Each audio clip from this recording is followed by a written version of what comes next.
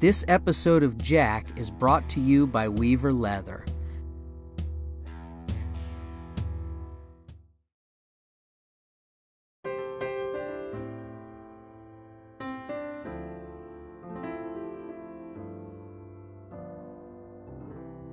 This week I'm answering Cindy's question, how do you decide how long a training session with your horse should be?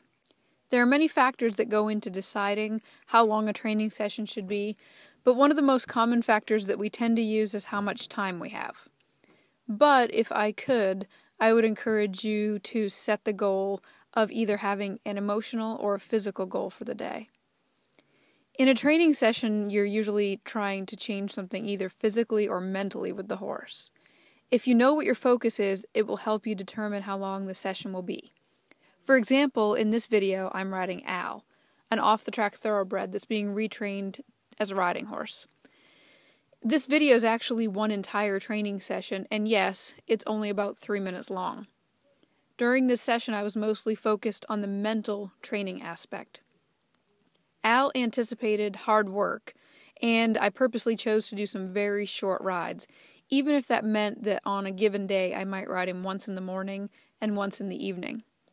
My purpose was to change the way that Al thought about a typical ride. Al also preferred to go to the right instead of the left, so I purposely only rode him to the left. I was trying to plant another one of those mental seeds of left being the only purpose in this ride. My hope was that Al would go back to the stall and think, left was the answer, and then we got done.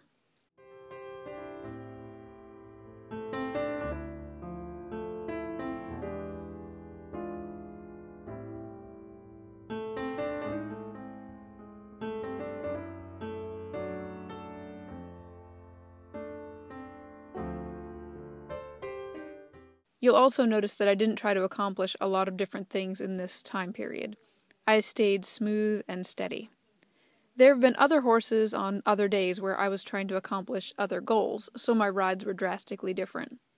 For example, I've had horses where I needed them to relax more, so I've spent 2 or 3 hours riding them, not working them hard, but riding them and hanging out with them, because I was planting the seed that neither one of us was going to rush through this process, so we should both relax and take our time. Other times I've been working on more physical goals, such as improving the spin or the slide.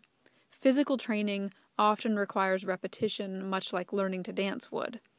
And it's also common for me to reward a correct physical move, so if they improve the spin, I would stop, rest, and then I would still want to repeat because I'm trying to give them a chance to practice those dance steps.